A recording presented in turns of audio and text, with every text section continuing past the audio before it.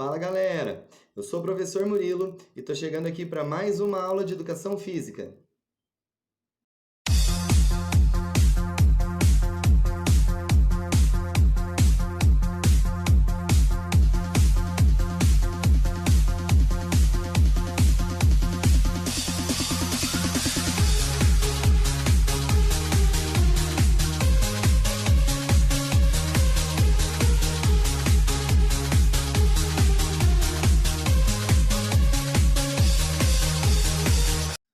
Nós estamos falando nessa unidade a respeito da relação entre cultura nacional e prática corporal. Então, várias práticas corporais a gente relaciona diretamente com a cultura nacional de um determinado espaço, de um determinado país, de um determinado povo, tá?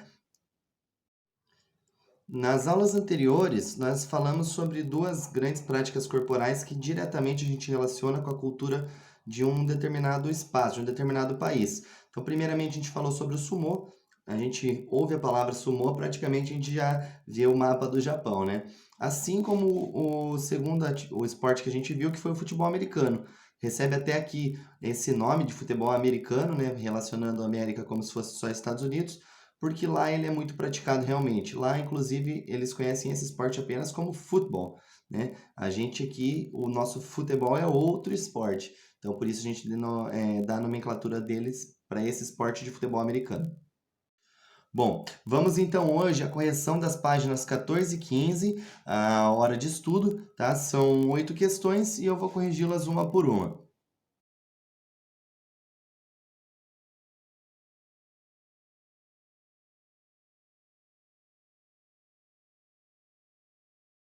A primeira pergunta é qual é a relação entre o sumô e a cultura japonesa?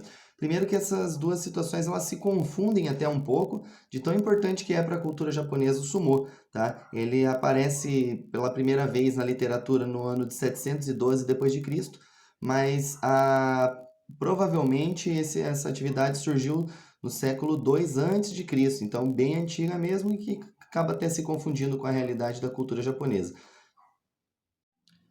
Pode-se ainda nessa questão relacionar a resposta com a questão da religião shintoísta do povo japonês, né, que é a religião da grande maior parte do povo japonês e também tem relação com o sumo.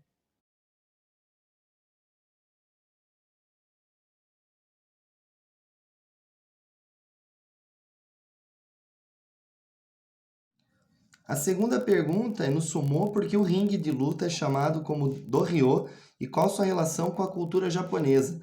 Então, o do-ryo significa os feixes de palha de arroz, que é o material utilizado, material que é muito consumido no Japão. Então, essa também é em relação com a cultura japonesa.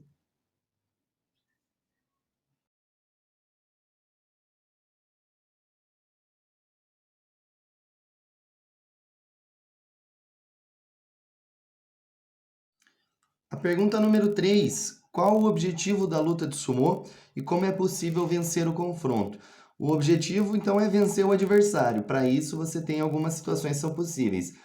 Primeira é levar o adversário para pisar no círculo do Ryo, ou para fora desse círculo, ou fazer com que ele toque no solo com alguma parte do corpo além dos seus pés. Só é permitido tocar os pés, se ele tocar qualquer outra parte do corpo, você vence a luta.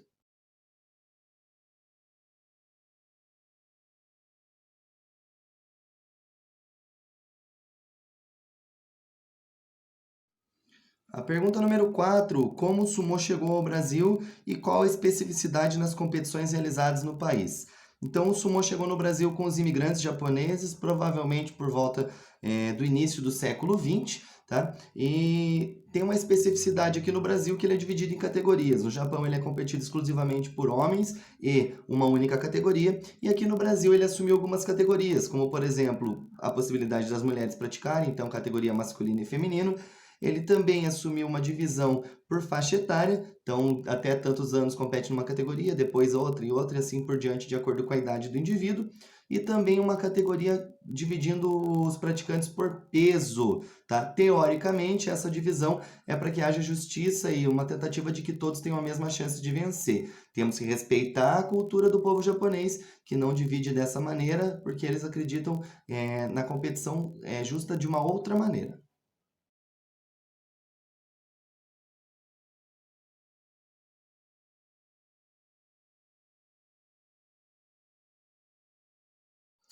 A questão número 5, vocês têm, já que vocês adoram tanto as minhas questões de escreva um parágrafo, né? Toma ela aí pela apostila, né? Então ela tem um texto base falando sobre a gordofobia e depois pede para que vocês escrevam um parágrafo, um texto de no mínimo 10 linhas sobre o tema, tá? Leiam o texto de vocês, verifiquem se vocês estão escrevendo itens que vão falar sobre o que influencia essa gordofobia, o que influencia essa estima do corpo perfeito, essa estima eliminação de não deixar algumas pessoas praticarem algumas modalidades, tá? Então é importante ter isso contendo no texto de vocês. A influência ela pode vir de vários fatores, fatores sociais, econômicos, influência da mídia, muitos outros fatores que vocês podem colocar, tá bom? Eu vou pedir a gentileza que vocês me enviem essa questão então também por e-mail ou pelo positivo on. Pode ser digitado ou só tirar uma foto se você fez o texto em uma folha avulsa manuscrito, ok?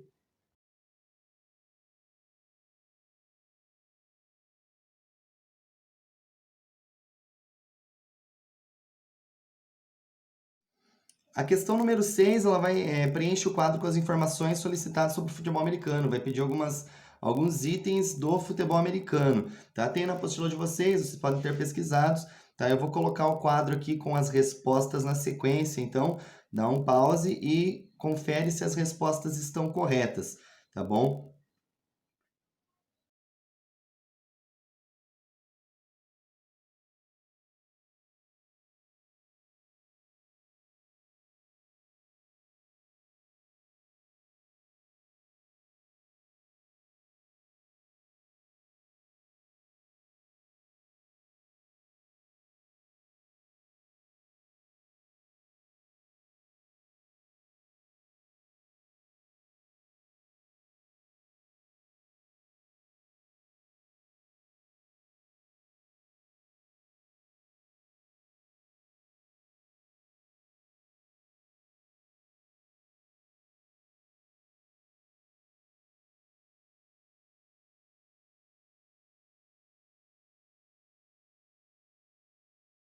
A pergunta número 7 é qual é a relação entre o futebol americano, expressa principalmente pelo Super Bowl, que é a final do campeonato de futebol americano, e a cultura dos Estados Unidos?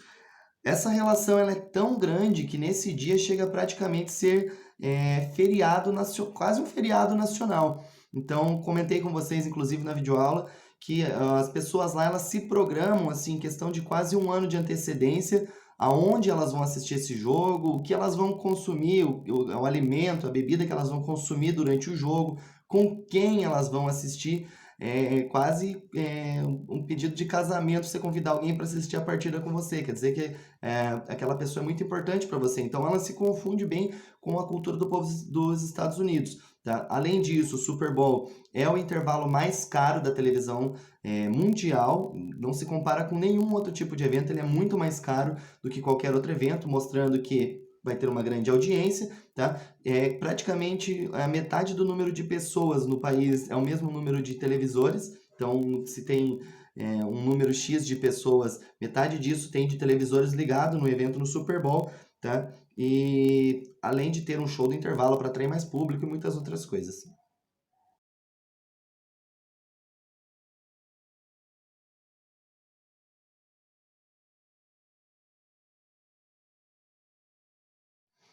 E a última pergunta é a pergunta número 8, e ela diz assim: cite duas medidas adotadas para evitar o uso da violência e os danos físicos no futebol americano. Então, várias regras vão sendo implementadas e vão sendo readaptadas para evitar que surjam lesões. Uma vez que o esporte é um esporte bruto, é um esporte de contato físico, duas equipes disputam no mesmo espaço, então elas têm o contato físico.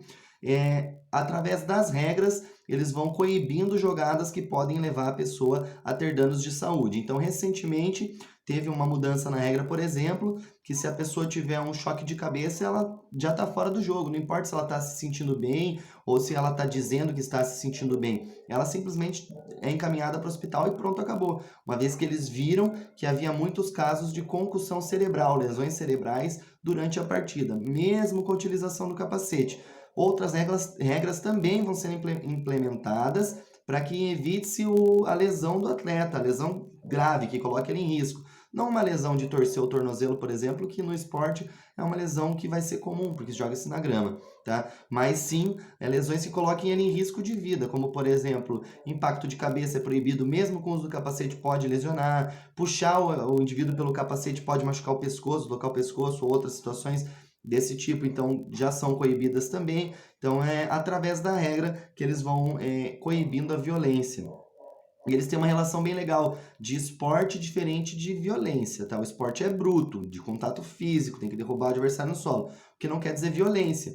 Então, quem for assistir uma partida de futebol americano e ver que no momento que o atleta de defesa faz um tackle, derruba o adversário de ataque, ele coloca o adversário no chão, levanta, encara o adversário, dá um grito de guerra dele e sai. E isso é visto como a competição, não como a humilhação. É uma competição em nível maior, nível supremo, né? O maior nível possível.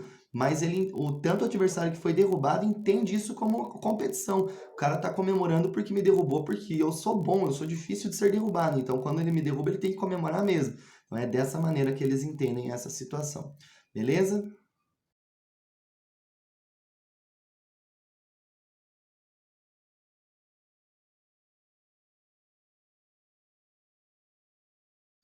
Isso aí, galera. Então, nós encerramos por aqui essa terceira unidade, tá? Da apostila do nono ano, e onde a gente falou sobre práticas corporais e cultura nacional. Então, é fundamental que vocês tenham entendido, ao final dessa unidade, que é uma relação direta entre algumas práticas corporais e a cultura de um povo. Então, a gente falou dois casos específicos, sumô e futebol americano, e há inúmeros outros casos, inúmeras outras práticas corporais que são diretamente relacionadas a determinados povos.